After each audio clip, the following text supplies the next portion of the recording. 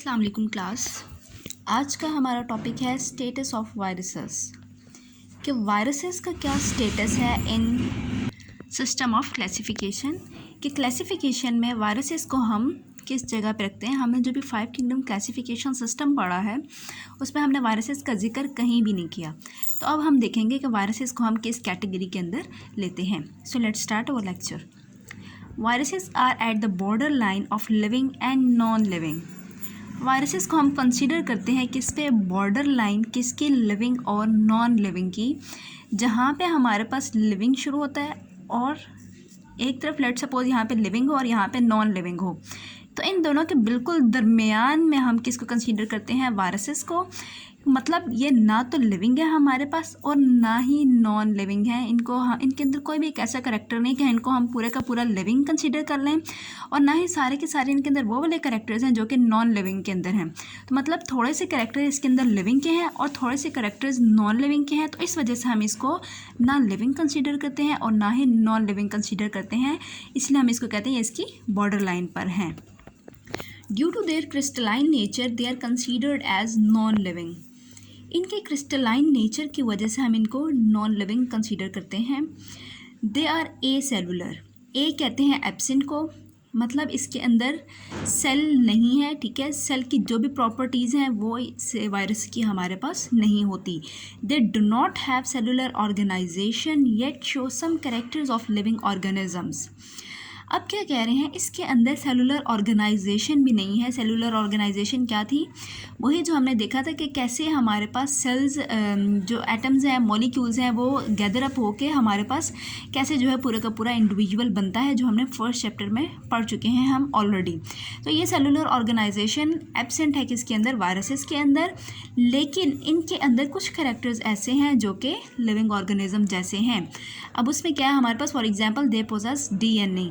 तो डीएनए जो है हमारे पास ये सिर्फ लिविंग ऑर्गेनिजम्स की प्रॉपर्टी है, उन्हीं के अंदर प्रेजेंट होता है। तो लिविंग ऑर्गेनिजम्स की तरह वायरसेस में भी हमारे पास क्या है, डीएनए प्रेजेंट होता है। वायरसेस कंटेन ईदर आरएनए और डीएनए। तो चाहे आरएनए हो या डीएनए हो, ये दोनों हमारे पास जेनेटिक मटीरियल हैं। तो वायरसेस के पास या तो आरएनए होता है या फिर डीएनए। अब जो हम ह्यूमन बींग्स हैं, हमारे अंदर आरएनए भी है और डीएनए भी है, लेकिन वायरसेस के अंदर या तो डीएनए होगा या फिर आरएनए होगा। इन दोनों में से कोई एक चीज़ प्रेजेंट होगी इन दोनों के अंदर। Normally encased in protein coat. अब ये इनकेस्ड किसके अंदर होता है, ये नहीं है कि ऐसे ही इसका जेनेटिक मटेरियल प्रेजेंट हो। यह हमारे पास एक प्रोटीन कोट होता है, उसके अंदर की जो है हमारे पास इसका जेनेटिक मटेरियल वायरस का प्रेजेंट होता है, चाहे वो आरएनए हो या डीएनए हो, और जिसके अंदर इनक्लोज हुआ है वो उसको हम क्या कह रहे हैं, वो प्रोटीन कोट है। They reproduce only in living cells. सिर्फ और सिर्फ लिविंग सेल्स के अंदर रिप्रोड्यूस करते हैं, मतलब अपनी जो उनका नंबर है वो इंक्रीज़ करते हैं। Where they cause a number of disease. जब भी वायरस मल्टीप्लाई कर रहा है, अपना नंबर इंक्रीज़ कर रहा है, तो तब हमें पता चलता है कि ये डिजीज़ कॉज कर रहा है। अब अगर लेट सपोज किसी ऑर्गेनिज्म के अंदर वायरस इन्वेड कर गया है, उसके अंदर चला गया है, तो अब हमें कैसे पता चलेगा कि इसके अंदर डिजीज़ हो रही है या नहीं। अगर वायरस उसके अंदर जाकर अपने आप को मल्टीप्लाई कर रहा है, अपना नंबर इंक्रीज़ कर रहा है, तो ऑटोमेटिकली हम लोगों को पता चल जाएगा कि वायरस जो है इन्फेक्शियस हो गया है और वो वहाँ पे जाके क्या कर रहा है, डिजीज़ कॉज कर रहा है। They are not considered as organisms and thus are not included in the 5 kingdom classification system. अब इसको हम पूरे का पूरा ऑर्गेनिज्म, लिविंग ऑर्गेनिज्म कंसीडर नहीं कर सकते, क्योंकि इसके अंदर सारी की सारी प्रॉपर्टीज़ लिविंग ऑर्गेनिजम्स वाली नहीं है। सिर्फ इसके अंदर जो एक प्रॉपर्टी है ये है कि इसके अंदर जेनेटिक मटेरियल डीएनए या आरएनए प्रेजेंट है।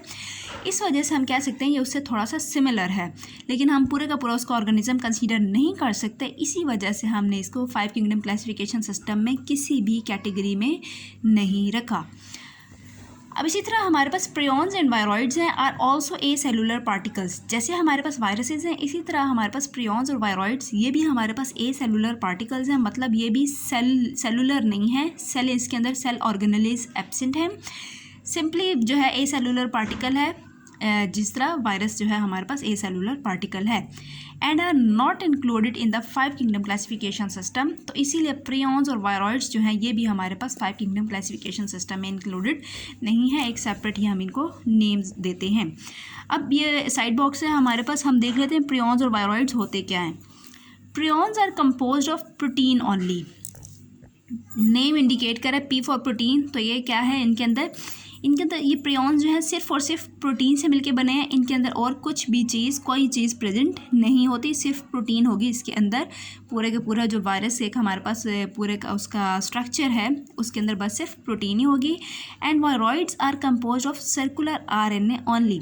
और वायरॉइड्स जो हैं हमारे पास, ये सिर्फ और सिर्फ सर्कुलर आरएनए वैसे सिंपली जो हमारे पास ह्यूमन बीइंग में होता है वो सिंगल स्ट्रैंडेड होता है। जिस तरह डीएनए होता है डबल स्ट्रैंडेड, उस तरह नहीं, सिंगल स्ट्रैंडेड होता है। लेकिन जो है हमारे पास वायरॉइड्स, इसके अंदर हमारे पास सर्कुलर होगा, मतलब गोल स्ट्रक्चर में होगा हमारे पास आरएनए।